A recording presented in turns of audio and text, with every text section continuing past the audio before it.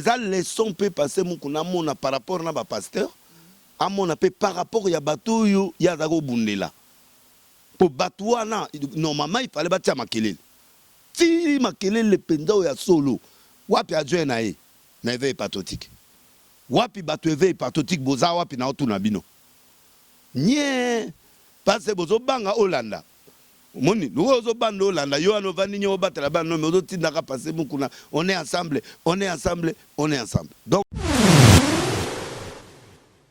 ceux qui le loba côté la catholique parce que église catholique va soutenir la population même na ba la population te ba soutenir population na nini et loko nini politiquement bango ba memi na population et loko mokote et loko mokote et loko mokote ko tia bato na nzela po bato ba kufa eza contribution te c'est Dieu qui élève quelqu'un oko tambola to tamola wana ba pour contre bato ba kabila avant dati 18 ans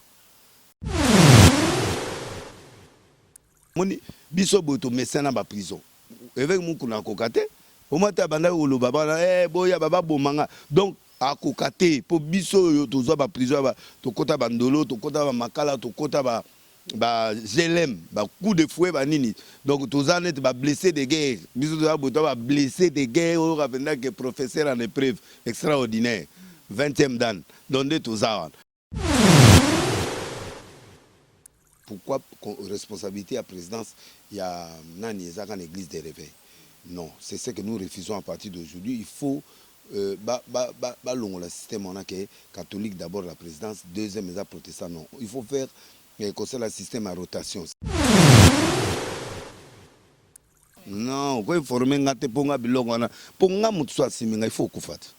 Nga nazan zondo nazan sikoyo unkra nazan bido nga maseke zalate nga osimbi okufi. Mais ngai na kusenga ngote esa mapongana na poème na bangote. Moi je soutiens.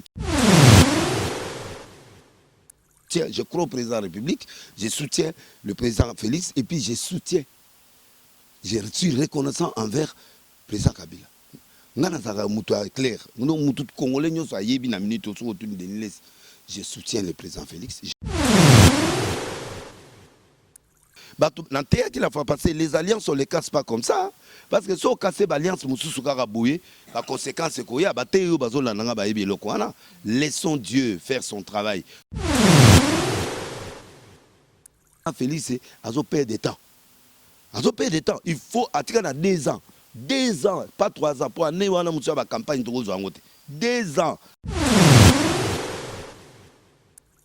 Bon, ma justice, n'a pas de c'est pas tout marcher pour nanga. Continue à kanga magate, c'est pas tout marcher pour na continue. Bonjour, bonsoir, mesdames et messieurs, fidèles amis internautes de 3W Congo France. Merci pour votre fidélité et puis attention que vous nous accordez à vous informer. Bien sûr, à temps réel, merci. Vous qui êtes partout dans le monde, dans la diaspora congolaise, merci une fois de plus. Comprenez, notre émission c'est toujours en caractère bilingue. Merci partout pour éviter la monotonie. Je reçois pour vous aujourd'hui pasteur Denis Lessi, prophète de la nation. Comme notre sujet aujourd'hui, nous sommes vraiment plus basés à l'église. On ne peut pas se limiter seulement dans la politique. Parfois aussi, il faut recevoir les hommes de Dieu. Parfois aussi, notre pays a besoin des hommes de Dieu pour notre intercession, c'est ce qui fera en sorte que notre pays est à la paix, parce que avant tout, c'est Dieu qui est le suprême, c'est Dieu qui est le souverain numéro 1. C'est pourquoi Nayambe Ibino Lelo, prophète de la nation, pasteur Denis Lessi, Toko Beta Matali, Mbo Cannabis Topé, église face aux réalités, Toko décortiquer, Toko développer ma question et belé tout au long de cette émission. Kasi Yambo était tout banda maso nabiso, tout banda ko saluer et puis Toko kota na série à question. Bonjour maman Josette. Merci beaucoup, pasteur, homme de Dieu, et prophète de la nation, Dengue Kaka, Tomesana Kobenga Bino. Vous êtes un pasteur, prophète de la nation, parce que il faut et concerner Bino Peye, Basal Nanzambe, Lelo, Lisolo, Yambo Tetoko Tamasolo, Msoto Betanano. Maïmatali, choix, il y a Ndeko Ronsard Malonda, bien que vous n'êtes pas politicien, mais au moins, comme c'est l'actualité qui nous oblige, nous sommes obligés à reposer nos questions sur Wana. Choix, il y a Ndeko Ronsard Malonda, Ouazali, na classe politique FCC, tout le monde qui est l'église qui m'a bali qu'on reconnaître, il était population baboy. Choix Ronsard Malone dans la tête, il y a Kokamba Seni Nabiso pour la prochaine élection. Vous, étant prophète de la nation, ce qui est l'eau, Balobino, confession religieuse Basangana, Basangana, le quoi population boy Malone dans la confession religieuse Sangana, Tobi Misa Moutoumoko, à Kouta par exemple, la 4 églises de réveil, ce qui est l'eau, que non, on choisit un pasteur de Niles. La tête ya Seni bino étant que prophète de la nation nini bokoki ko apporter topé aux populations bali kozela na cadre non ya mosal na nzambe parce que tous en a besoin ya paix na mboka. Bon, naza chef spirituel naza dan na posé à koko ma place wana te parce que déjà mosala on a sala eza ba charge belé. Donc on a ma responsabilité belé qu'on a déjà na koko manganga te parce que je peux pas faire ça mais et là, on a corrigé à Malon Lazam FCCT. Malon c'est un catholique. Malon c'est un catholique. Au fait, Azali, parmi les 23 candidats, Oyo, va présenter qui dans le secrétariat technique, parce qu'on a un chef spirituel, donc nous avons la confession religieuse. Et Namboko, nous avons 8 confessions religieuses. Et dans 8 confessions religieuses, réveil pas dans la carte. Na kata réveil il y a d'autres plateformes na ba confession musupe ezali où l'état peut-être à reconnaître ma honte mais tous ezali wana concentrés 23 candidats technique et poni ndambo batikalaki ba se retrouver que ba éliminer ti na ba candidat catholique na ba tumususu parce que baza baluba baza place mon président c'est qu'il faut mon président parce que mulunda zalaki katangé président pe azali katangé. Et là, on a aussi une structure de la plateforme, il faut que le président de la République, le gouvernement, mais qu'il peut rectifier. Il faut que les catholiques diriger la plateforme. Parce que Bisso, tous a plus nombreux que les catholiques. Malgré que Bazo considère Bisso comme une faute, c'est un problème aussi, parce qu'il ne faut pas corriger le coin. Donc, la confession sur le même pied d'égalité. Pourquoi responsabilité à la présidence, il y a une église des réveils? Non, c'est ce que nous refusons à partir d'aujourd'hui. Il faut le système on a que catholique d'abord la présidence, deuxième les protestants non. Il faut faire le système à rotation, c'est-à-dire qu'après une année où il y a côté, après une année où il y a côté, ou après 6 mois où il y a côté, ou après 7 mois, pour permettre un mandat nyonso. Confession moko est dirigée, qui magiste ne peut pas diriger, adjoint et qui magiste par exemple catholique, ou bien bâtier protestant titulaire, après bâtier adjoint réveil, ou bâtier il faut tourner. Moko aza titulaire bâtier mususu adjoint. Pourquoi? Parce que il faut s'abiser, mususu quand a autorité trop à s'abiser nango pour permettre musa et ça matin. Donc yoka, alors il n'est pas de FCC. Atikali parmi ndambo ya bato ya 3 candidats batikali mais ba présenter basali vote à liboso na mboko eza démocratie loi ils ont reconnaître que ba confession religieuse étant société civile baza ba père des nations baza bato toujours encadrer ba continuer sur mboko alors lokola biso toujours encadrer ba continuer na mboka ils doivent nous faire confiance parce que les problèmes aux la population aboyi il y a deux sortes de populations il y a des populations manipulées il y a des populations oyo penda alingi aboya likamwa Polikamwana et bato libanda ba bien ondé. Bato libanda ba bien on a sens que les alliés catholiques na protestants ba que c'est la réclamation et que manipulation mo été parce que mon représentant qui candidat Malona eza kimbangiste. Cela ne veut pas dire que kimbangiste a prière kimbangiste non, c'est-à-dire que quand on présente un candidat, bah c'est qui parrainage église membre. Confession moi ko parrainer ba sengi oyo a parrainer bo ba sengi catholique a parrainer mutuna bango ba musulman ba parrainer biso pe église devait être ba candidat na biso eziba mam piana mutu moko muko na tindaki avec muko na tindaki na secrétaire général où il y a église de réveil donc tout ça pe na ba candidat na biso bazaki éliminé na premier tour sur 23 bazaki éliminé ba otika na ndam donc batikali 3 na 3 wana sikoyo moko va éliminer, va voter il a 2 personnes. Moussous va voter il a 2 personnes. Donc moko. Ce qui fait que na minute ba tuni nani a ko défendre, ba défendre cause ya mutu na mutu, ba onyo so ba parrainer, ba expliquer mutu moko importance n'est pourquoi. Alors là c'est un garçon ou a une expertise internationale, nationale et puis ba yebi. Abanda malumalu. Abanda premier banda ka seni banda ya banda wana. Ti lelo. Alors, expérience à Zanango ne veut pas dire qu'expérience à Zanango est ça, ok, non, parce que dans le niveau international, bah, eh bien. Et puis, moi, je défendre le chef de l'État. Hier, je défendre le chef de l'État. Mais en écoutant, bah, conseil, oyo, tozui, na écho, na kat, parce que biso, tout se consulte. Na ndenge le kana na kat, bango, bah, boye, parce que, bah, le but, qui est triché élection. À faire tricher l'élection. Notre parole a été donnée par Soni Kafuta. Au hasard, représenté avec des réveils. Il a dit clairement que les catholiques, les boui, Ronsard, les avancé argument que non, Ronsard, il a corroboré pour ne y a tricherie et salemaki. Comment bakoui kolobelo ka bongo na katia confession religieuse. Tu trouves que c'est trop dangereux. Donc, et il confirme que le président a été triché. A triché qui? A bazan ba preuve. Il y a quoi? Mais Sony a le bien, les généraux Sony, les généraux Sony a le bien. Ça c'est trop fâché. Pendant que biso tozo population baïbi qui président va voter, bango bande qu'on a biso na bazo lobake non, va voter parce que Ronsard ils ont influencé maintenant la population par la conférence de presse basalaki que Ronsard il a fraudé. Est-ce que bana ba preuve? Parce que lui il a défendu tout le monde qui publiquement que la CENI a donné des résultats que c'est le président Félix qui est gagnant. Le Cour constitutionnel a confirmé que Félix Tshisekedi a gagné. Bon, comment bango na kata réunion ba le ba ke mutuana muta cautionné qui tricherie. Ça dit il y avait la tricherie, mais pas prouver biso tricherie wana. Tant ba kene na Cour constitutionnelle fayola zalaki wana ba tutu bazalaki wana bazaki mécontent. Ba candidat nyonso.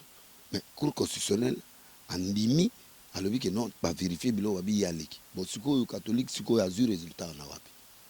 Alors, biso to côté les mela mututi. Biso to sali voix 6 sur 8. Donc, logiquement, démocratiquement, il est passé.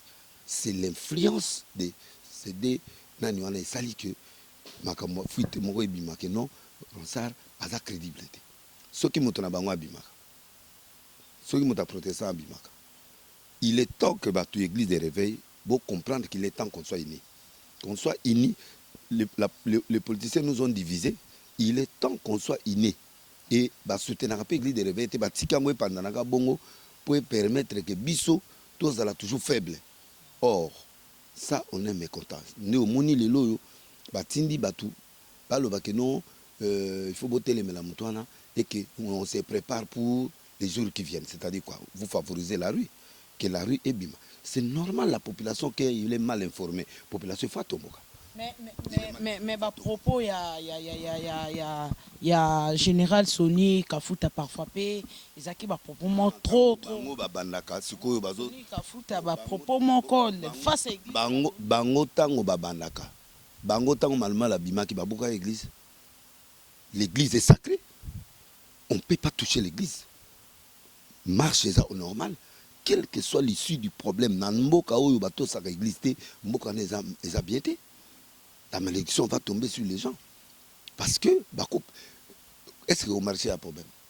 Pourquoi que l'église, bouquet église à pasteur Sony par rapport à ma propos et puis ceux qui le côté la catholique parce que l'église catholique va soutenir la population même na soutenir la population soutenir la population na nini et loko nini politiquement ba memi na population et loko mon côté et loko mon côté et loko moté ko tia bato na nzela po bato bakufa eza contribution te. C'est Dieu qui élève quelqu'un. Oko tambola to tambola wana ba contre bato bakabila avant dati 18 ans. Bato batambola te bato batambola te. Ezo lobelo côté quand Dieu élève quelqu'un ato tamboli ato tomboki Dieu élèvera toujours la personne. La voix du peuple n'est pas la voix de Dieu. Mais la voix de Dieu, le peuple doit obéir à ça. C'est ça la différence au milieu de Kansa. Ngai bo de let's mutako boyanga. Mais ce nza mandiminga. A pas molanga. Ça dit qu'il faut que le peuple a comme la maturité à comprendre que na minute où est-ce que loko basali ba frauder na place net. L'élection était en bonne et due forme. Mais batu bazali mécontent parce que batu na bango bazali compétenté pour baleka. Net ka o bazo ba ke mulu bako comme président sénité. Pourquoi? Parce que mulu nazali président sénité. C'est eux qui dirigent la confession religieuse. Il faut tout changer en haut. Il faut que le gouvernement, la présidence, va changer le système. Que le président, c'est un maboka catholique. Non, il faut ezala kotambola. Au présidence, une année après, une année après, pour permettre toute la capacité. Mboka même un président, après 5 ans, pour voter, ceux qui peuvent il faut présidence ezala rotative. Le président, Nazoloba, général Soné Azokanga, biso côté les melelo qu'on a jamais zalaka catholique baza privilège ka bangona ba protestant non to l'équipe bangona nombre bat to l'équipe bangona impact na minute. C'est vrai baza en avance passé baza financement ba gouvernement et puis baza église za na mbongo belé yango moni ba installer biloko avant biso mais lobby le côté nous les respectons, ce sont nos pères mais le lobby te que bana monopole ya mboka non nous sommes une église comme Kimbangiste l'église Kimbangiste c'est église ya mboka oyo. Église de réveil pèse église en beaucoup. Bisonde, tout gérer en Moutalibana, gérer bisoté. Kendeza Boyo, pays Moko, gérer l'église de réveil. Non, nous sommes les enfants du Congo. Et tout télémilé appartient au Congo.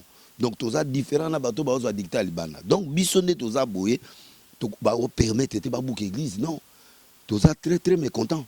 Nenga personnellement, NRC, ou Nganaza, évêque président Kuna, tout ça mécontent. Mais balobi parmi l'église les a sublé le quoi basi ça qui n'est pasteur balobi que tout autre quoi na église il y a pasteur de l'île c'est ce que le quoi bon est commis par ça la publicité à ma bé voilà tu ngana na problème na batuté parce que moi je suis un homme clair au moins non quoi informer ngate ponga biloko na ponga mutu so asiminga il faut kufata ngana nazanzondo nazasuko unkra nazambido ngama sekeza la te nga osimbi okufi. Mais moi je soutiens, je crois au président de la République, je soutiens le président Félix et puis je suis reconnaissant envers le président Kabila.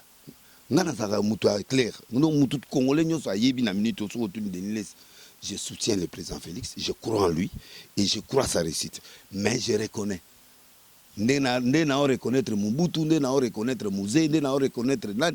Donc, ngana reconnaître président Félix en tant que président de la République. Donc, Moutouroubou quand il dispose dans sa langue, Bazana ma finga na ngate, na désobéissance à bangote, na finga bangote, population va batunanga.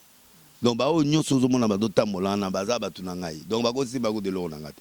Mais par curiosité, moutomo so ko salango, en tout cas, aux ba conséquences pour nga la zama sécurité. Donc, ngai aussi moto. Donc, ndenge za wana ngana mécontent, na loko ya soni ka futa.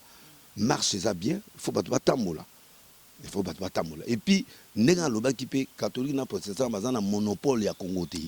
Biso pe toza na monopole. Pour toze belé so lobi lelo yo to pesa pena ba monde de tobima. Ba ozali belé yo ko ndimate pour toza na monde de repesa. Mais tu vandi pour na kimia. Ya mboka yango moni to vandi to se concerter to bité. Mais balobi ba pasteur église de réveil la majorité beaucoup ma politiciens boza sous basal na nzambete parce que beaucoup ma ko mélanger na politique pas non ko somba te baso ba bisondeni biso za ba père des nations ba so ba bisondeni biso toujours soutenir politique na biso parce que tous ebeli et puis to lingi mboka na biso. Dans le sens où bateau bana politique va moquer ba mosmba aza ministre est-ce que aosa musala bien té aza président olympique depuis des années c'est lui non pas Godin Poé bon aza l'assemblée provinciale c'est un pasteur ça fait du bien qu'un pasteur aussi gère donc bazana ba passer Mugalu ba gérer Mboko pendant des années donc moi je crois que ba passer bazana politique ou ba politique wana bazan exemple mon bé repé sa bisoté parce que bazana l'église bazana nani bazo contribuer ba pater na bango très bien donc biso catholique banani basalaki après dialogue banani bagéraki eza ba catholique batu bakota de politique baza na ngata politique bango ne sikoyo bazalaki bagéraki mamamba ba premier ministre tout ça ne baki yo kanti ko gérer na bazo mbongo pété si bazozwa non parce que bino église de réveil ba pasteur bozako lobelo te catholique a memi population na ba marche pacifique pression jusqu'à non ils sont soutenus par des politiques je ne peux pas dire toutes choses ici. Donc ils sont soutenus. C'est l'église, c'est les politiques qui sont partis leur demander, c'est-à-dire le président Kabila a kené ko senga bango, parce que la parole wana. Donc politique a consulté bango. Et c'est cette injustice-là qui doit quitter de ces pays-là. Bakonzi soki muta kufi bakendanga na catholique, so muta kufi prière ya nation bakendanga na protestant.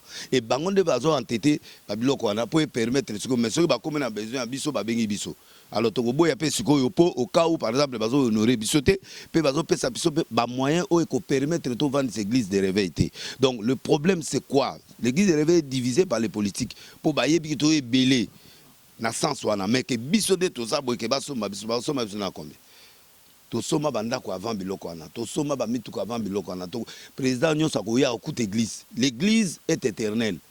Pouvoir est andamo, pouvoir est silaka. Mais l'église est éternelle. Je suis pasteur à vie de Nazab. Mais un président a 5 ans. Un ministre a 1 mois ou 3 mois ou 6 mois, ça dépend du comportement. Moi je suis éternel, moutayo longolanga qui passait dans nzoto ate. Au monde différence en biso. Bon, tant que biso to kozala, ba ko collaborer pekana biso to zana ba, mais il faut pas corriger certaines injustices. Il faut pas nous respecter. Bisso, église. L'église, ce n'est pas seulement catholique, il y a les musulmans, il y a l'armée du salut, il y a tous ces gens-là. Au Bazan, les églises indépendantes, Bazali. Donc l'église, ils sont catholiques et protestants. D'abord, les catholiques, ils ont 3 mandats, ils ont une chaise vide, ils ont voté dans le ba yoko zonga ne ya ane oyo kaka nde cardinal Ambongo azongi na trône mais batu banda kala catholique ça fait 3 mandats yango 2 mandats après malumalu mbaya ka réunion te ya la plateforme te les ba protestants nde batu bazali ko gérer dossier wana population azo yeba makambo ebele te yango moni na sepeli na comportement ya passé Soni ndenga dévoiler ba secret wana po batu ba comprendre que il y avait pas fraude là-bas à l'intérieur. Mutaki Mbangu, chef spirituel Kimbangu, oyo batia représentant na bango oyo frère na biso abandu nwana o ba uti ko longola siko. Lui il a fait combien d'années? Banda Kimbangisa banda ye muta représentant bango nga na pouvoir. Yo kanti ya ko voter mutu sans ka tout naval ya mukonzi na. Gérard Soni abi ba tuna ki aval andimi. Alors ba voter. Alors nde ba voter ba moni critérium na eza bien. Ba critère nyonso mais ça ne va pas dire que Biso a candidat à Biso, non. Malgré l'église catholique, va reconnaître parce que non t'as quoi yambabé cholé, il y a 5 ans. Moutounio ça y a une arche de Noël na ebie. Abé cholé à 5 ans, le bi va reconnaître. Ata ba reconnaître était du fait na tuni na lobby na tuni yo ndenge yaza na ya yebi bandi minyo so baza catholique tina mboka. Même cardinal a yebi bango.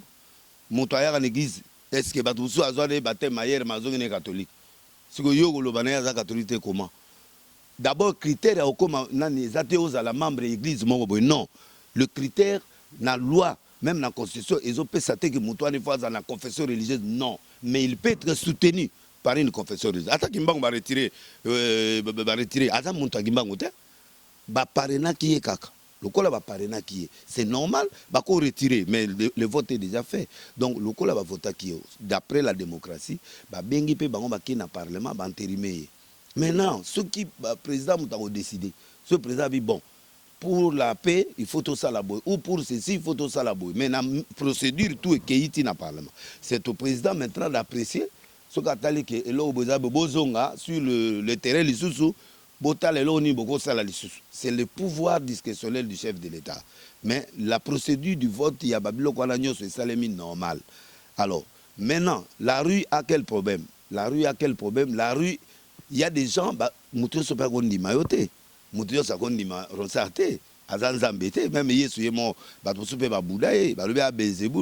donc, tout le monde peut dire 100% dans mon kilazate.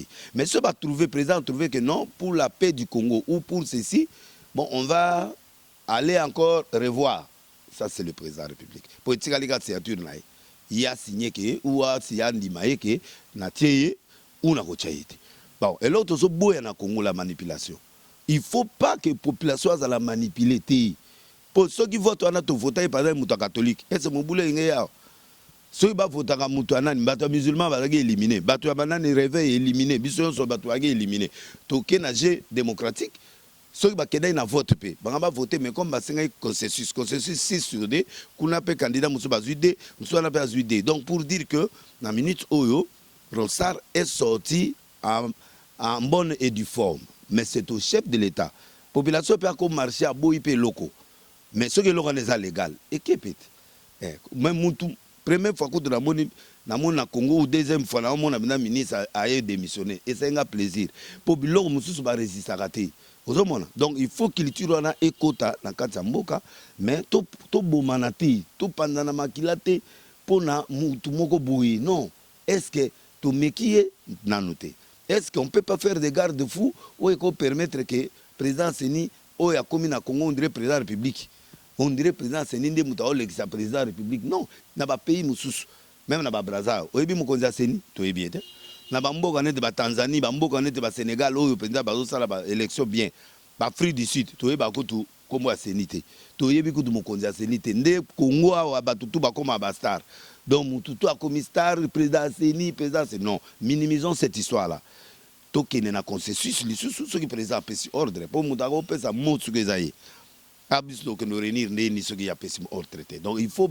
le Parlement, le Conseil, il a été élu 6 sur 8 démocratiquement à Moutaba Congo. Donc tout le monde peut m'embêter. Premier président peut aller Moutaba Congo. Ça va. Ce qui peut battre, ils ont problème. Est-ce que les Congolais est-ce que les pasteurs entre eux, ils ne peuvent pas parler? Est-ce que les confesseurs religieuses, ils ne peuvent pas parler ensemble? Si on a nyonso bino bato ya bakambi ya église de réveil, ceux qui les lo esengi que parce que mboka ezan a besoin ya paix, mboka ezan na posa ya kimia. Ceux qui esengi les lo bakambi nyonso église de réveil, basangana ba mettre les points sur les i. Et le résultat nini ya malonga oyo to pe ba proposition ni boroki kozala nango et pas ya mokonza mboka pour que oyo kozala paix na intérêt ya population congolaise. Non mais biso to le lo au salate, biso to za déjà la génération ni azawana. A voté qui déjà Rossard. C'est aux autorités du pays s'ils trouvent que le vote là pour le consensus, pour la paix du pays et que bazongi là.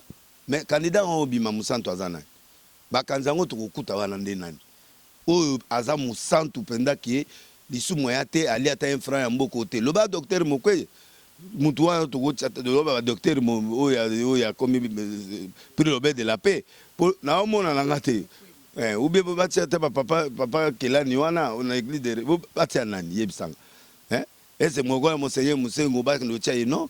Ça dit qu'il faut mutu moko musantu. Te nalobi boye. Tolingi sum da catholique wala te passe ba catholique déjà ba leka. Tozana nani mabe maluma la leka kunate. Azai déjà kuna il faut pas communaka une église. Ah bon c'est alibiso. Zama ma politique. Aza politique ma crédible asalisa ba meilleure élection na mboka. Donc okoki ko douter na ngote. Asala biso ba meilleure élection. Donc to go boya te première élection pas mal. Obi démocratie za facilité. Yango na zo loba boye. Bah, pasteur, les confessions religieuses, le 8 là, ils peuvent se parler. Les politiques, ils ont cash il faut se parler.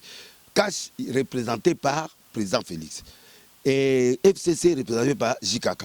Mais bah, toi, il faut pas monana pour faire ça ce consensus. Moi, je crois que c'est difficile, ce n'est pas un exercice très difficile. Moi, en tant que président dynamique de la paix, je veux la paix. Je veux que les gens se parlent. Mais du point de vue l'égalité, moi, on a aleki na normal. Lelo na moni sous batie longinaye a komi rwandais. Ah, oui que congolais po abanda ko beb so réputation.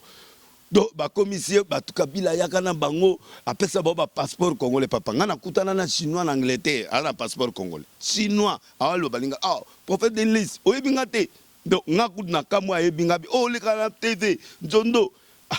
Kao place la zaki moyen na buka et sous ces été pour lingala ya propre sans accent. Oh la botami na kisasa. Na do papa na maman na chinois. Batuninga ese muta roza la congolais ngabi a wape ba minele ya congolais bato baza pe anglais baza d'origine congolaise pe bazali. Donc je peux pas les juger. Donc mutunyo sokaka rwandais. Mutunyo sokaka rwandais a commis sur rwandais. Togoyoka lobi susu onani basi ba bimisi ba finité na nyonso et loko moko ata kimbangista retiré aza mona kimbango te azali spécialiste mais ba parena qui est na kimbangiste c'est ça la différence. Il n'est pas kimbangiste ou kimbangiste a passé mandat na mututé, il est expert mais qui a été parrainé par un kimbanguiste. Mais le vote n'était pas le critère de kimbanguisme. Non. Pour à la catholique, protestant, pour à la... Non, non, non, non. Il y a des critères. Oh, ils ont ça qui montent à Zala. Et ça, c'est pas critère. C'est quoi comme Mouta FCC? Comment? Bon, on va défendre le président. Moi, je ne suis pas pour totalement. Je suis pour le dialogue. Je suis pour l'unité. Je suis pour le consensus. Mais le consensus, c'est au local. Et ça, les maïs connaissent. Bon, ce qui va lobby, c'est le chef de l'État maintenant qui peut trancher ça. Parce que c'est lui qui a la signature de l'ordonnance. Donc moi, je crois que tout bon manaté, toi, ba Congolais. Boye la biso kasi musantu oyo bino bomonique a bakanza c'est nani baya to mona venda musantu purification venda que yende a diriger mboko. Alors moi je crois que ngaine na mutu na ngoza d'accord matungulu alobi que to tiata Denis Mokwenze au cas parce que so boye libiso bato oyo ba spécialiste Ronsard sortira toujours premier parce que aza spécialiste au niveau international na spécialiste na niveau à Congo. Donc il a abandi banda malumalu ti lelo. Mais bato banga kiasa la élection ça la malisusu na tango ba kotinda mutu na aoza na obédience ni on a sentiment quelque part. Et c'est kozala mutu IDPS kozala mutu nani ezo pekisa nani. Et c'est mutu IDPS malonga za na tamboko te. Mutu FCC malonga za te. Et loko bazo luka kuna mutu aza netre. Oyo akoki ko sala makambo en tant que netre. Mais oyo wana ba pesa epesi wana so peut te fouiller bango au monde pe ka na moi affinité quelque part. Bon sikoyo pour affinité to quoi sa critère ya intégrité. Donc kozala na ndeko na na kata cabinet ce qui azali crédible aza intègre pe aza na compétence. On les choisit. Il faut que le peuple comprendre que c'est la compétence que nous cherchons au pays. Nous ne cherchons pas les sentiments. Tu vois? Et donc, le problème, on est sikoyo, bato marche, babouki église. Mais l'État au fout en route. Pour l'église, on est au fout en main. Na batol musu c'est la quitté wana et go baksamati. Bako quitter, il y a aucun droit qu'on peut casser quelqu'un. Loi moke pesi na Congo et pesi batu tant ya ko marcher. Mais loi moke pesi batu tant ya ko buka eloka mutute. Ko buka non, même miloka batu mususu. Même batu mususu ayo teka ma boutique na e. Bakoki ko buka e boutique te. Batu batambola na bango normalement. Batambola normalement, va déclarer biloko na bango balingi le peuple congolais est libre de marcher s'il est mécontent sur quelque chose. D'accord? Ça là on lingi. Mais problème ko simbate, ko fingate, c'est une marche de protestation autorisée par la constitution. Mais ko bukate, net ko bukana, il faut l'état futa. Ako futa église wana parce que ako futa yango parce que ezali destruction et salemi na kati ya exercice bongo boy. Donc et puis ba marche on appelle ça autorisé. Donc, na obanda kilite semaine prochaine, na obanda pe nga kilite parce que kuna tango balobi ke confinement. Oh, basala fête kuna na soki pour l'hôpital. Ndenge to ga ndeko na biso te pesa lobi. Bango pe ba moni ke fête semi kuna bango pe ba marché. Nga pe na donc nazo sengo autorisation par gouverneur na kende na Tata Raphaël na sala campagne na période oyo avec to tia pe ba masque to kende. Donc ekobeba po mutu na mutu akoluka kaka akende ndeko nga pardon maladie wana ezali. Malade ezali ba position na héros baza protéger au Kenya na France au Kenya aux États-Unis à se protéger biso tozo ala sacrifier pour rien po bimandela ndeko yebe loko nini yo ke lo luka lanzela parce que o ke lo luka maladie tozo ke lo luka souffrance après loko na moi 10 000 francs ou moi 5 000 francs to moni pete moi ba o kabola pe moi ba mbongo mais mbongo wana ozo mona te kezaka ba 10 000 5 000 to no kufa likola 5 000 to perdre ba soda to perdre ba ndeko to perdre pe ba cousin ba cousine. Aux hommes, la lacrymogène, na mona qui koko kaona c'est donc azaki pe akope ko kufa akope ozo problème et au moins te za perte donc to koye ko yokana to koye pe ko za sur la même table et le catholique a ça mabe soka mona qui est simité to zonga na table pour parler encore on parle après on amène les résultats mais bango ba bimi bazaki mécontent. Alors, mécontentement, or, bango ne va pas diriger votre pays salimaki. Donc moi, je crois que tu peux s'attarder sur le Rwandais, tu comme ça, moi, na Rwandais, tu comme c'est so Burundais, tu comme c'est nanité, c'est un Congolais. Congolais m'a bien naïe, ce qui est mon muta comme nan. Quand des basalé Kabila, Rwandais, quand des peut tout ça la Félix. C'est banaï déjà. Il peut pas tout babandi dia ba ko koselege ba makam. Maintenant, azaki na poto, azaki opposant. Awa komi président, ay so opposant a komi camarades, il y a ce Kabila. Non, mais les alliances, les alliances, on ne les casse pas comme ça. parce que si on casse l'alliance mususu kaka boye la conséquence ko ya ba te yo bazolanda ba yebi eloko wana. Laissons Dieu faire son travail. To sali coalition, to yokana, les deux parties peuvent parler. Moi, je ne vois pas pourquoi le dialogue ne peut pas être intéressant dans notre pays. Et là, on est tous au pède. Mbongo le ba refuta l'église, mbongo ba refuta ba parti à PPRD, mbongo ba refuta, mbongo ne ko tonga bekol, mbongo ne ko sala pont, mbongo ne ko sa mambebele. Moi, je crois que le peuple congolais bozo landanga boza batunanga to solo la rapé to yokala. Donc, il faut to banape ko réfléchir. To sukati wapi. Sur tali na fond, jusque là le président de la République n'a pas parlé hein, à le bien le côté. Mais c'est que tout le temps ngape na kozo pe groupe abatu pe na bimisi batu na nzela na bibo to za contre logo boy. Bon, lelo yo baboy na londa. Bon, ceux qui peut batie mutu mususu, parti mususu pe boy. To kozaka bongo pendant que temps on a Félix azo perdre de temps. Azo perdre de temps, il faut attirer dans 2 ans. 2 ans, pas 3 ans pour année wana mutu ba campagne to kozo ngote. 2 ans. Adena ba problème adana bitumazo bunda toti que le temps à ça la musala. Et c'est comme ça que c'est lui maintenant dans son pouvoir discrétionnel. Non, compte tenu à un conflit, c'est lui qui décide. Ce qui parle que non, c'est lui le boss, c'est lui le président, c'est lui que nous avons voté. Donc, banda kala ba contestera kaka, ba contestera kaka batu nyonso.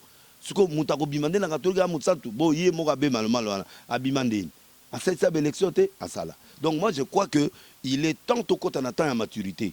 Oyo makamwa bien et ça le manamboka totale intégrité à Batou, totale intégrité à Batou, totale compétence à Batou, totale sérieux à Moutouane. Vous voulez total ba sentiment ya muluba o mukongo na non, nous sommes un. Penga nazo linga to zonga na système ya kala ya Mobutu. Oyo penda gouverneur mutabandu na comme gouverneur na Katanga. Mutakatanga comme gouverneur bako voter pe na maindombi.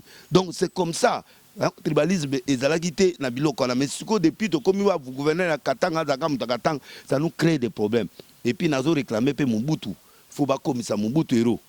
Pour na moni papa mbaza héros et Mulumumba héros. O nyonso héros. Ti ba tutu héros. Bon Mobutu oyo père na biso. Oyo asala biso zande to zabo. Asali biso papa mba héros.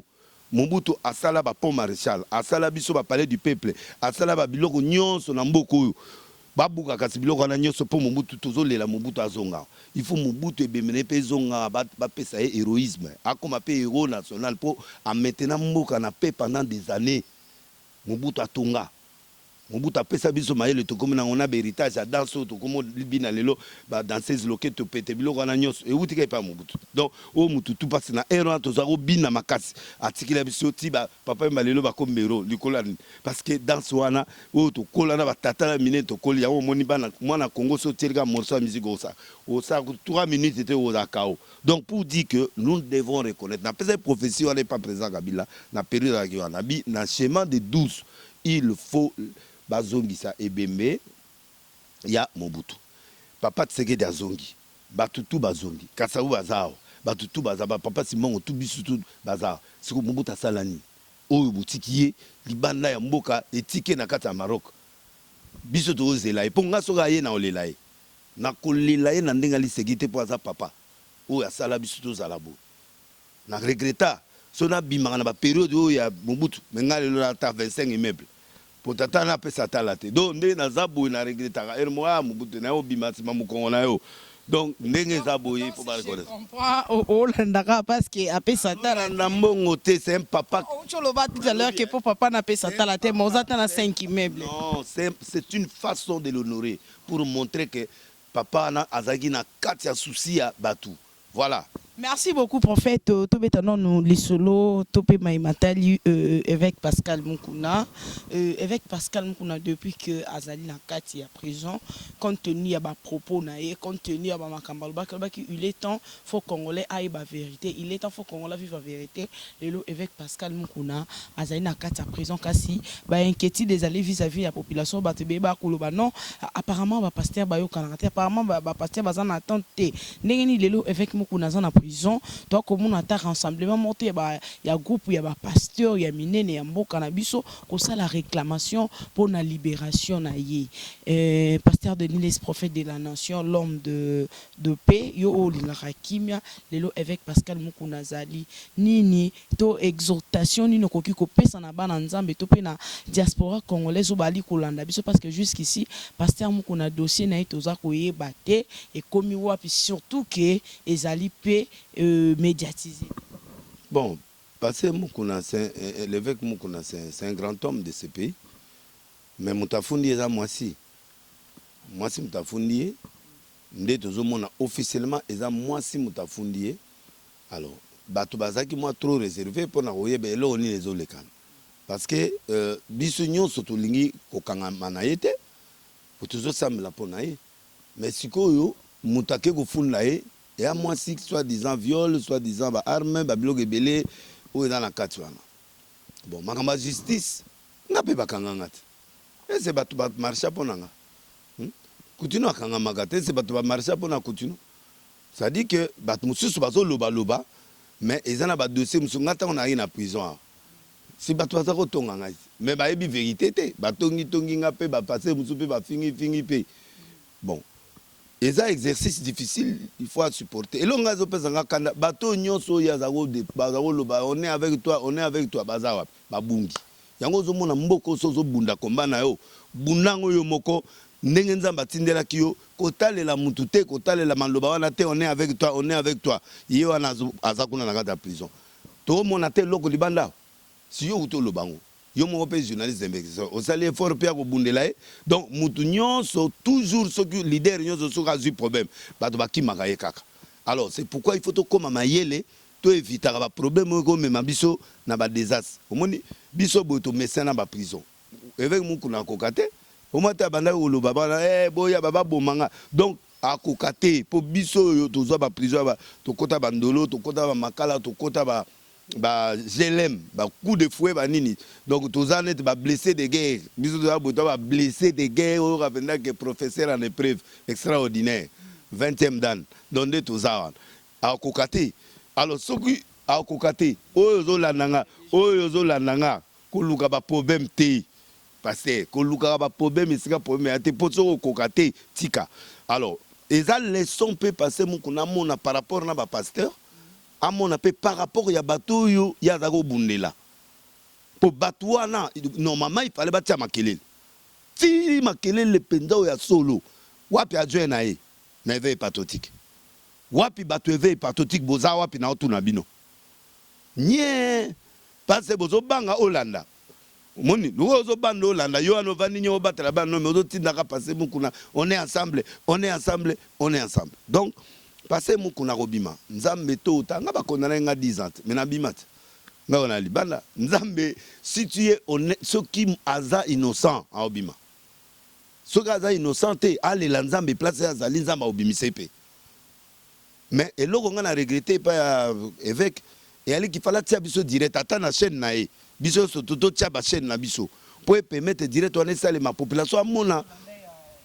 bolanda pe yanga wolo bate poani nga pe chaque jour ezako lekala te donc il faut kolandi kotia image pour population ayeba étape par étape et puis population atala que place où eza faux place où eza vrai place où muto azokosa place ne loko esalemi ke lokola batiaki yango te comme à huis clos nayebi te nana ngo apesi idée wana ou bien l'état muto aboyaki mais moi je dis que c'est une erreur il fallait eloko ne laksama po tomona berere eloko nini eloko po to soutenir biso siko toyebi eloko te oyebi makambo mbe tokomi mpe na état de droit mutu na mutu akomi kebakeba otie mwa munoko boye babengi yo na 4e rue wana oyebi to soko kobima soki mpe kobima te yango moni mutu to akomi nye a mikolo so convocation apareke mutu il faut akimaka lokola masaro mutu il faut akimaka soko okimi te oya problème donc nde toza boye mutu abandi kotala vi na état de droit bolukaki yango yeye yango ozomona mutu nyonso so azoloba azoprotéger prison na ye po ayebi te mikolo magistrat komi kanda donc soki okoti kuna oza to okei alors nous soutenons la présence de l'évêque mais conseil moko napesaka ye en tant que mutu ape bakomba mosusu eyaka epa bafu du roi eza bato oyo ntango oza fanatique ya mutu moko boye au monde combat ya zangi nango yaki makasi pour na dévoiler ba secret ya mboka et puis ko attaquer président ex honoraire président Kabila, le sénateur à vie Jikaka ndenge atako attaquer et comme neti na lobby donc bana musée pe lokuta bazé belé po na moko zo mona na musée azali na bana na ye pe bana lokuta pe bazé belé donc ye tango bandi ko sala biloko wana ko attaquer ba biloko mususu mike mike eza compliqué mingi et complication na e uta na sens ni complication e uta na sens que combat il faut bana ba lumumba ti lelo ko décortiquer biloko mike en décortiquer biloko wana tango ko ya ko zwa bato asikoyo et que trouver normal qu'à ça l'analyse n'est normal. Donc combat pays à sali, c'est normal. Mais il y a des choses toujours, un leader il faut qu'on la sacrifier de temps en temps. Et ça normal parce que biloko ya zo ça les a niveau ya leadership à l'écolo. Donc bitumbe ko sangate mabulu batimole ba mabulu. Est-ce que Pasteur Mukuna subir va faire politique? Je ne sais pas. Ndé l'autre local qui télévision tout justement pour total la ceux qui est politique ou pas mais ba fudiro pe ba ko betaye. Fudiro ezali batu mususu baza fanatique ya delesi ba monika mutu wana zo attaquer delesi pe anyatio comme pe koza la pe mutu mususu donc c'est comme ça koza la mais moi je confirme pas parce que naza na prévité puis na ko commenter makamba justice te moi je crois que s'il est innocent nzambe ako bimisa ye aza la pe na problème nzambe na ye pe akotika été je crois que sika azali aza toujours un espoir que le dernier mot appartient à Dieu et Dieu bolamo ya sala na mokilio ye bolamo ya sala batu ba bongolisa batu mitema l'Éternel ne va pas aussi les laisser nzambe pe akosala katine na comme na Jésus Christ. Maintenant prophète, qu'est-ce que vous reprochez au pasteur Mukuna par rapport étant qu'un homme de Dieu parce que yo attend ko bakanga kayo ba après tu es sorti quand même vainqueur mais pasteur Mukuna ba makambo belé tantôt éveil patriotique tantôt renaissance tantôt bobete la Kabila maboko tantôt on ne sait pas où il est. Qu'est-ce que vous reprochez? C'est un évêque ngana wo reprocher lokote ngana pesa ka évêque conseil na go reprocher te po akuta na nzambe ngana zaite makambo pe ya monaki o nzamba tindaki ya sala ngana ebi angote mais ce qui est vrai est que quand tu fais un combat politique il faut s'attendre au préparer barrière na c'est-à-dire il faut se sécuriser pour politique ya buzoba politique eza kuba politique eza mabulu olobi batimulo libulu babimise le po politique ba osala bongo. Alors quand tu t'engages dans niveau politique na makambo ndengwana il faut prendre des dispositions, il y a sagesse, entourage, les choses passées. Comment les cambo eyebo au arrangeant, les cambo eyebo aux solutions. Raison n'est pas raison. Le colosan en combat, il fallait régler les petits problèmes. Nous sommes des problèmes ya fiola. Il y a problème mouké, il y a problème mouké. Akoba ko régler na bango ngopé esili. Ozomona parce que les loyo mana wasa vandi azeli siti les loyo ko funda. Bon, yango ozomona ba point d'interrogation eza na kati ya muto ya batu. Mais akobima kaka un jour mais deuxième eloko qu'on a reproché qui est tout justement qu'on reproché pardon et là on a le conseil na ko pesa parce que reprocher c'est trop dur c'est un grand homme ezali kande on a auto loba que abana ania banda critique à partir lumumba na kasavubu pour ba conflit pesa na R1 nde yango ezokende na biso ti ezongeli biso chaque fois congolais alinga yokana muninga na il faut ka bakabwana. Chaque fois que les Congolais ont décollé, il faut troubler bima na mboka. To guerre il faut bima et l'homme il faut bima. Alors esprit wana y en tant qu'évêque il fallait luka casser en. Ana force, ana puissance, ana nyonso. Ça c'est un. Tango bani ko s'attarder sur Kabila, à ce moment les communautés combat personnel. Les communautés individualité, et comme le mot azo attaquer bango. Siko bango pe na tuna ba mona mais muto azala ina bisote. Mais le cas là, il a bien changé son nez. Mais bah éviter que mutuana na père cause après révélation moko boye azu eloko nae yango abandi po batwa ko reprocher que azali koto na mais a changé ndeni ah mais ce qui yo qu'est-ce que ozomona makambo clarté ce ko sani a changé pe donc a changé alobi nzamba lobelier le roi nzamba lobela ki nzamba na kotika yete mais il fallait désormais tsuka bimi asala musala azala sage ya ba dossier musata ya nguba mais soko moni mutayeli nguba futata ya 1000 francs. Et si là, pour Mukolo, Baoluglo Likambo, Baolugara Nyonga 1000 francs. Et comme dommage intérêt à 1 million. 1 million de dollars au Robimati. Donc il faut que pasteur, na ba leader, tout ça l'attention pour na Makambo, Tozoloba, Oyo, et concerné nga et concerné yo et concerné mutumu azotala. Donc moi je crois que bon, je n'ai rien à reprocher à part mais yango moninga nazo linga pe. Na linga pe po batu bakabwana te. Omoni alliance bakata yango boyete. Na Bible nde ozomona na. Batu ebele signa ba alliance, ba roi ba signa ba alliance. Soko bebisika alliance wana nzambe il faut asilika. Président tombola mboko na maboka nkolo. A consacrer mboko na maboka nkolo. Et ça difficile batu ba senga na président akabola alliance azaki na ona cash. Na FCC. C'est difficile. Batu baza faible té. Aza na respect ya parole. Après ça y parole sur cette. Mais tout le monde a perdu ça la moi ba signe. Oh yazo moni sa mboka a kangisi directeur cabinet na vrai ou faux mais quand même après si l'état ça musala. Sans influence. A sali ba biloko ba magistrat lelo bazo kanga batu a politique bazo kanga batu bazo gérer ba entreprise ba côté prison, c'est un signal fort.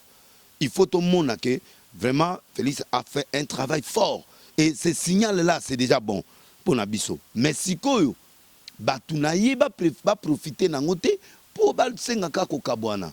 Toko kamona bien mais si koyo les conséquences ya ba alliance. Pour na Bible tango Josué a sali alliance na ba more a sali alliance pardon na peuple moko boye. Saoul a yé a cassé alliance wana abomi batwana. Abomi bango. Nzamba ye ko pesa nzala na kati ya mboka pe batu bakufa nzamba bisi David. Luka ba famille ya Saoul bo boma bango nyonso. Ba bana ya Saoul bo boma bango parce que bakata ki alliance. Il faut avant alliance à la signer, il faut qu'on réfléchisse une fois pour toutes. Si on réfléchit l'alliance wana té et que au katiango bikata kata, les conséquences tomberont sur toi, sur ton peuple, sur les enfants. Et surtout que pesa fait ça chrétien. Ayebi kinde eza buinga na zimbo kana tiki na maboka nkolo. Ayebi elo kazo sala. To pesa ito salele ba pression trop té. Ba pression boka bwana mais to zo retard. Parce qu'il y a tika na 2 ans. So ba kabone le temps luka mbongo élection.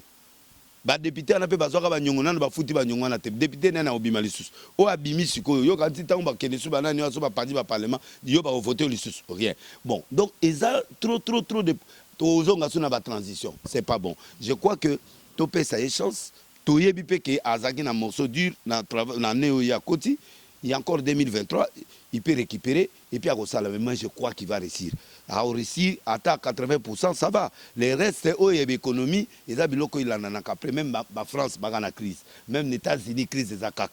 Côté économie, nous n'allons pas espérer grand-chose parce que l'économie mondiale est en crise. Donc, mais côté n'était pas fait, justice, Babylone, Moutramoutan a caractéristique. Il y a un état de droit. Et un état de droit, ils ont aligner Makambo et qu'on permettre tout ce qu'on va vendre bien. Donc moi je crois que tu peux ces chances à ça Moussala, au lieu de Kabolaye, et qu'on perd des temps et cohabitation et qu'on a sous guerre. Sur la coalition, ils aussi battent bon cohabitation. Bon, c'est normal, Pemboka paye pour moi chauffage des alaks. Obi Mboka paye l'ingamalilité. Moi, bilo, Moussouzo, moi, on chauffage, on a payé ça la bien pour de part et d'autre, va mon agébé.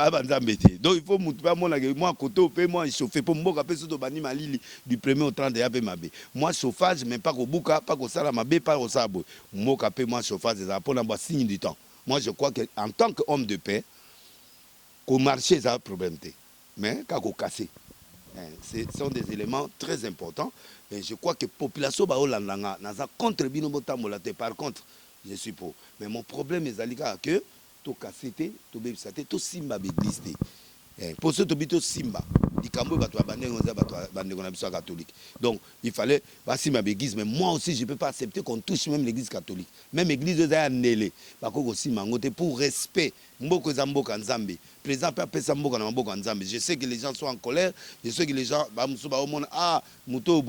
vraiment tous les missamans mouké et puis Nzambe akosunga biso. Voilà, merci beaucoup, merci Binonia Sobolanda biso partout dans le monde entier. To comme presque na suka kochité, mais katoki kochité karaboité, to betana nous par rapport il y a interprétation, il y a prophétie, il y a apôtre Roland Dalo, Azali Mokambi, il y a église, il y a centre missionnaire Philadelphie, Azali pe moko, il y a batata Molimo, il y a Mokonzamboka Félix Antoine Tshisekedi.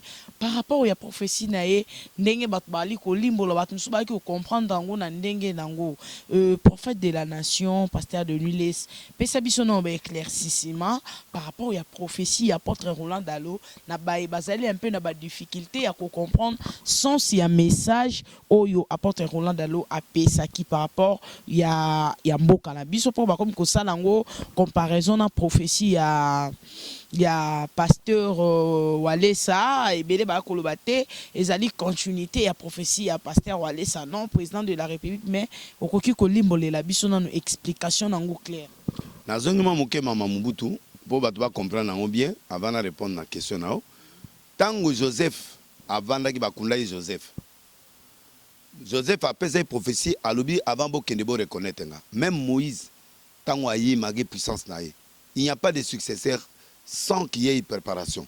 Donc, ceux qui ont commis Moïse, il y avait un Moïse, il y avait un Joseph qui était avant toi.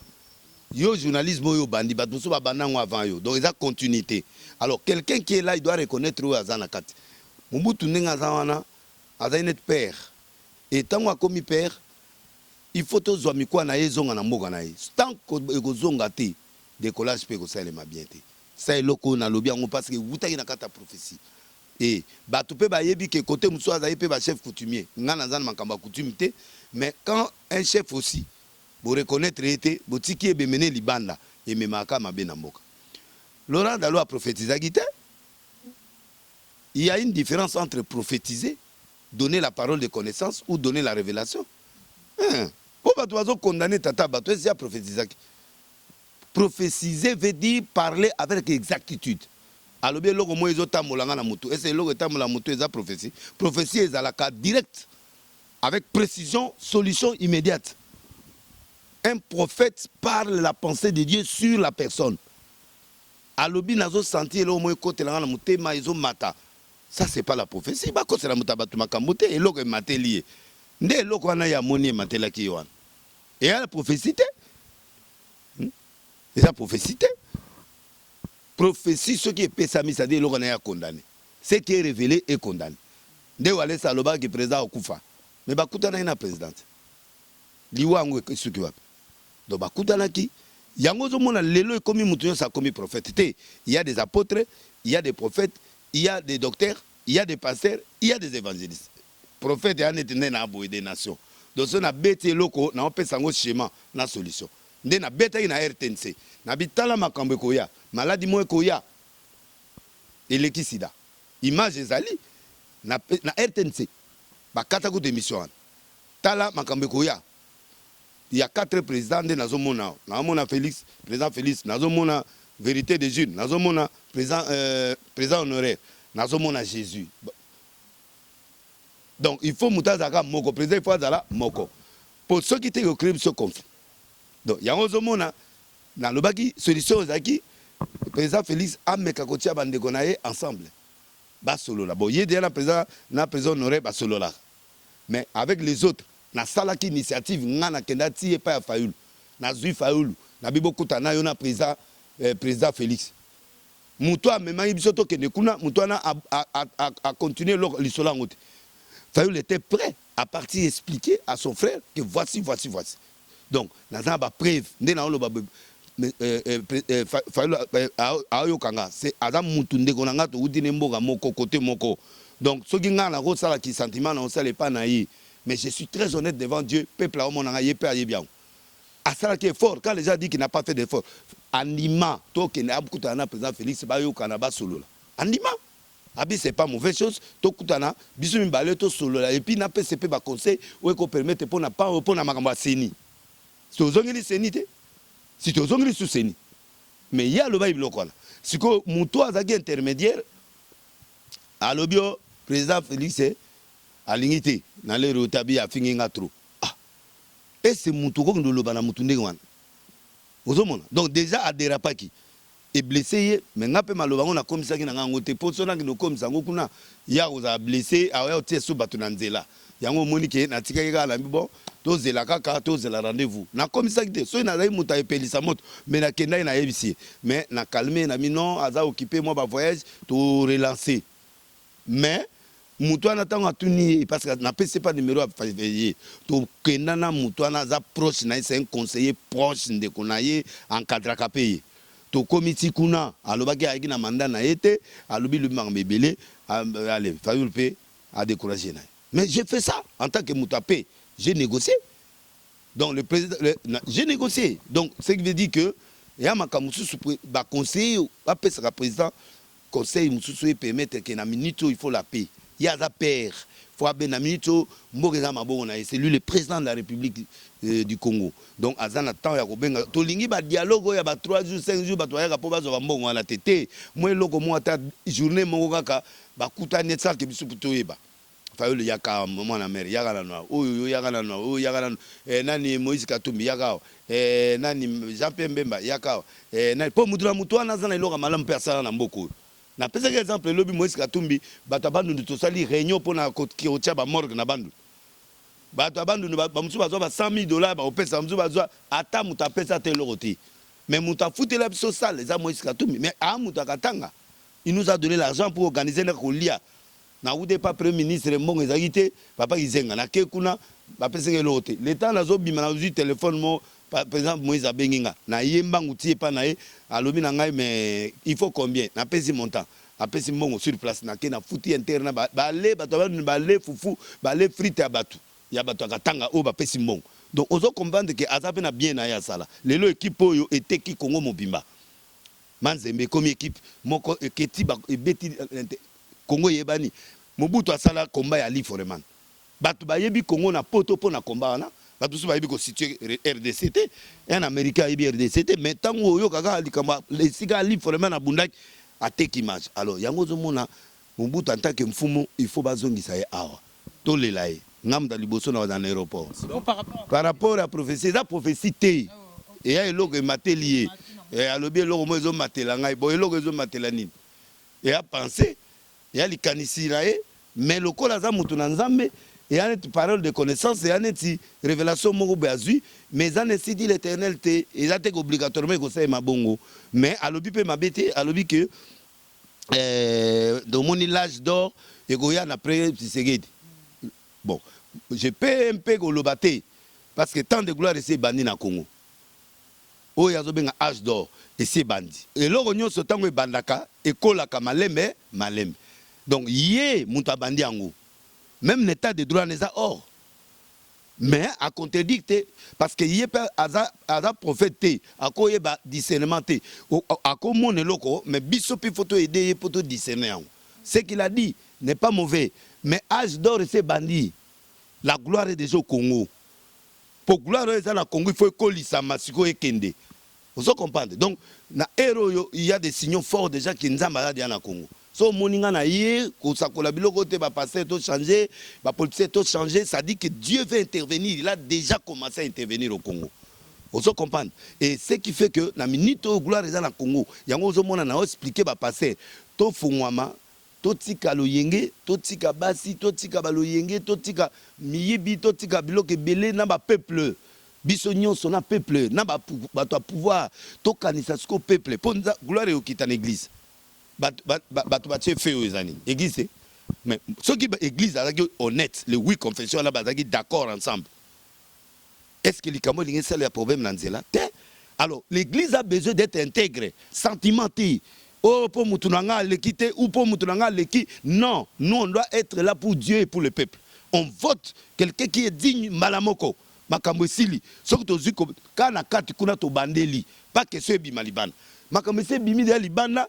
Après tout ça comme na mécontentement, c'est ça l'église. Il y a une loi église des Obomamboka. Quand je dis l'église des Obomamboka, n'a besoin de parler en tant que prophète.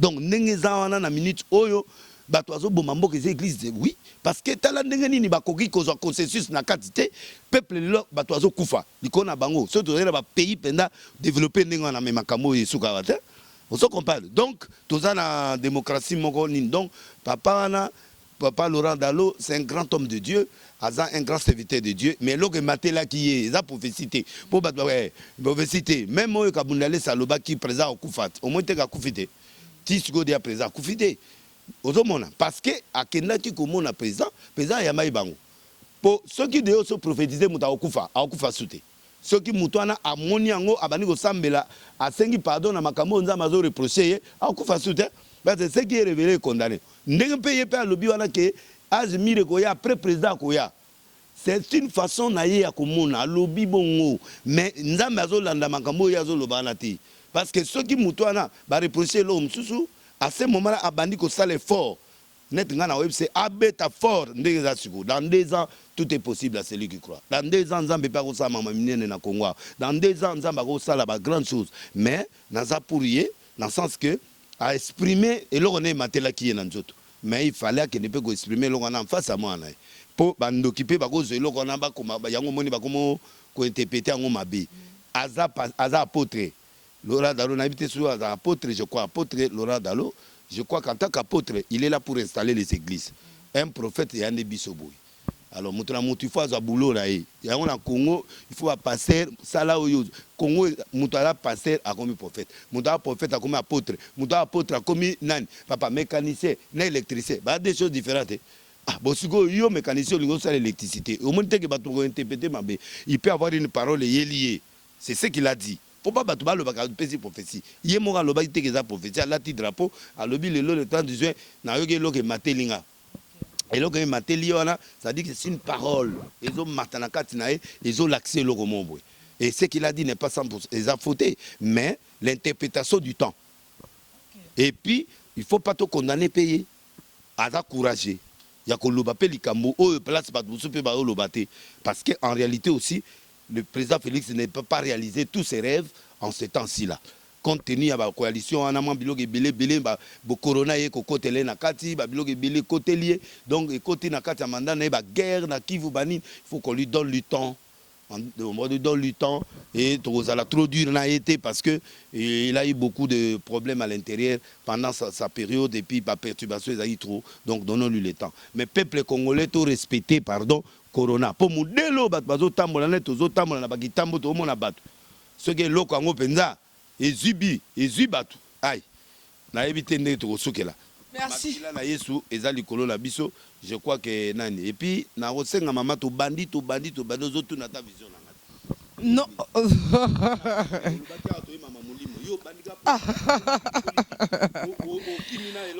ok vision église alors pour te chiter non to chiter ndena. Ok, merci beaucoup prophète Denis les maintenant vision et église Arche de Noé. Le colo na komi na Kebanje l'axi grandeur ndenge nzondo mbio tout ça. Les colonnes de Banji, on est dans le langue, on a osé la soki ba confirmer si na rebuka martyr, ma moko parce que na minute na osa défi, na défi na Satan parce que na bado asila bon ngasko na ola kisa batuke siko mutanzambe asila ati. Ya itamo asilinde nini mutasila oza mota boy. Donc moto ezali mais na vanda ki moanye po natala banani ba obima na mona mutabimite ya pap avec mokuna o ya ele biso réveil patriotique donc tout ça biso mibale na minute donc na tiki mboka pendant 6 ans 7 ans na ozele loko ebima eloko ebimite alors loko le bimite nga na zongeli donc loko na zongeli sikoyo donc makele les zongi na Kishasa na niveau moko ke munda ko kanganga zati akangisanga nzela pona kende ko atteindre ngote donc soka ba corner sili to bandi sikoyo kokwe sa stade moko intérieur moko pona okende tana okende installer biloko na ngai ya pe wana mbala mo campagne eloko pe campagne eloko pe na taba bureau dans les 26 provinces donc tant on a osala biloko wana peuple a comprendre pourquoi nzambe atininga nzambe apesinga que ban je vais dire que yo okoyi okoma grand quand tu veux. 1. 2. Il y a des sacrifices à faire. Nzamalobi, va-t'en de ton pays, de ta patrie, de ta nation, de ton village. Je rendrai ton nom grand et je te bénirai. Congo a comme un âge de gloire. Donc, l'âge de gloire est côté. Moutounion, il faut assa la sacrifice. Parce que Abraham n'a tiki mdakuna, ya tiki ma famille, c'est un prix à payer. Il faut que Congolais soient payés prix pour accommoder quelque part. Ceux qui le comme parce que aux journalistes, il faut y avoir l'information. Oui, parce que il faut foutre prix à Moussala na yo. Ba rendez-vous raté ti onyoka ti ozu Moussala na yo émission oyo yo lelo. Donc c'est pour vous montrer que un homme qui est grand doit payer le prix des sacrifices.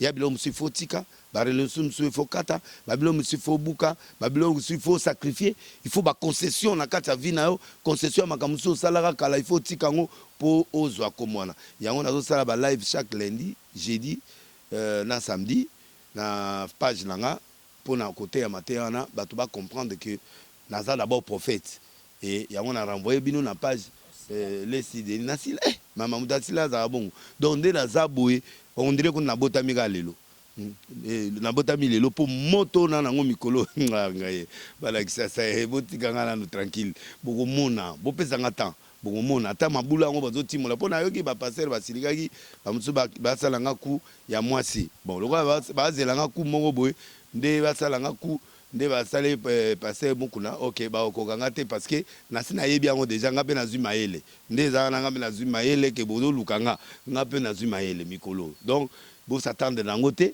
parce que Nzambe o ya benginga nga nazoloba mabe na biso te nazoloba to changer pour permettre mboka na biso tambola peuple asepela to changer la repentance c'est un meilleur message o ko permettre sika mbeba ezali to changer et sika yo za mbeba te au progresser lisusu donc bozala te ke bomona neti nga nazo attaquer te nazawana pona ko lakisa OK erreur so ezali ça l'effort ya kotika po batu pourquoi catholique ba oyo kabango bazoka catholique parce que mama sumu catholique ezaka exposé te catholique mamuna bango ezaka na CC ata o ba osala boy ba kuboma moto wana basala pe ba dégâts ebele mais oyo kango te biso ya biso komi polele bato bamoni mitakele belé bato bamoni ba problème ebele bato bamoni ba passer ebele ba problème na ba justice partout même à tous à la raison ça dérange la tête de beaucoup de gens et le diable profitera pour faire du mal à ça. Donc, tous a obligé,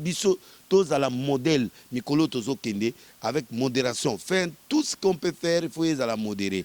Et que, autant la paix, qu'est-ce que les Camerounais ont ça là? Et paix ça bien, ou au cas où échappoter et ça n'est. Donc, tout ce que je demande, c'est ça. Je ne nie pas que vous n'êtes pas un grand homme de Dieu. La Lobia, Dalo a un grand homme de Dieu. Et ce mot n'a contredire. Non. Donc, Nazo Nimae, mais, nazali koloba pe oyo nana nango posa koloba tant que prophète ponga musala nga ya kubimisa tofina et ta tofina bimi pote komi normal ba ko tia ngo mwa kisi mwana ni po esila to longola ba tofina za na nzoto po to kolala te muta kolala te za yo moko mais tango toboki o bandola la bien pansement si to komi normal donc nzambe na ngai apambola bino et puis ceux qui ozali choqué na liloba mo na lobi na senga na nga bolimbisi et zokisa yote courage président de la République na sengiye asala musala na eti na suka ba prophétie to yoka ora discernement na kati na yo et puis ekoselema bien na pesi numéro nanga 082 50 84 988 082 50 84 988 et 082 50 84 988. Merci beaucoup Nabaïnion surtout balanda ki biso bozala ki tellement ebelé na kolanda biso na nzela ya Congo France émission na biso pona mokolelo et suki kasi soki pona prochain numéro topé ba détail ya marambo ebelé tokobenga bino pe tokotika te ceux qui prennent des détails pardon ba numéro na biso za affiché au banc de vos écrans beaucoup mais la biso tozaka permanent et sur 24/24 tous en pour nous répondre na mito na bino pe pour na koyamba ba remarque na bino merci pasteur le baso qui za la bénir peuple congolais moi mbote na mama Tina Lesi Hortense Bampili et quoi ça Rose Kings na Bandal Papito Bandi de Clixon KBA Papito Bandi Melissa Tobandi Orpito Bandi famille Bumba, Maïssa, Onion, Sika Bazali, Namutonanga Kuna limité, Sika Zali, Pacheli, Modjaï, merci, Clixon KBA et puis Djundaya.